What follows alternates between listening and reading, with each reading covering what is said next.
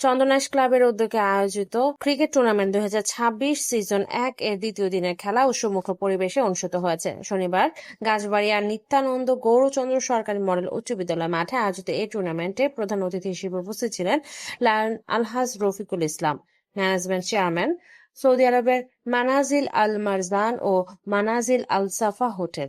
এ সময় তিনি খেলোয়াড়দের সাথে কুশল বিনিময় করেন। ক্রিকেট খেলা যিনি আয়োজন করেছেন অনেক কষ্ট করে করেছেন, আমি জানছি। এই গরমের মধ্যে ওরা রাত দিন কষ্ট করে, গতকালকে আমাকে বলছেন আমরা ঘুমাই নাই 2 দিন ধরে।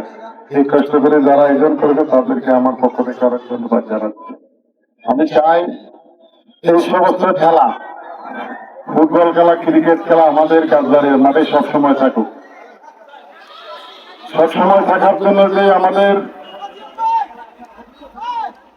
যে ছোট ভাইরা অনেক কষ্ট করে যাচ্ছেন, তাদেরকে যদি আমরা আর্থিকভাবে সহযোগিতা না করি তাহলে আমাদের এলাকায় ফুটবল খেলা এবং ক্রিকেট খেলা কিন্তু হারিয়ে যাবে। ফুটবল খেলা এবং ক্রিকেট খেলা যদি হারিয়ে যায় তাহলে আমাদের যে ছোট ভাইরা আছে তারা কিন্তু আপনার অন্য পথে চলে যাবে।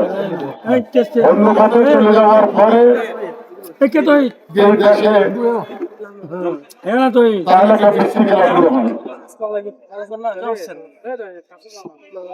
আমরা জানি বাংলাদেশে ইয়াবা বলে একটা কথা আছে, বাংলাদেশে জুয়া খেলা খেলতে চায়, বাংলাদেশের ছেলেরা এইরকম খেলতে চায় না।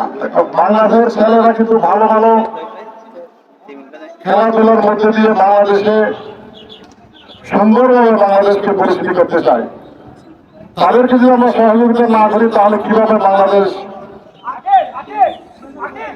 ছোট ছোট ভাইরা যে খারাপ কিছু চিন্তাধারা না করে ভালো কিছু তারা চিন্তাধারা করবে, তাদেরকে আমরা সহযোগিতা কিভাবে করবো?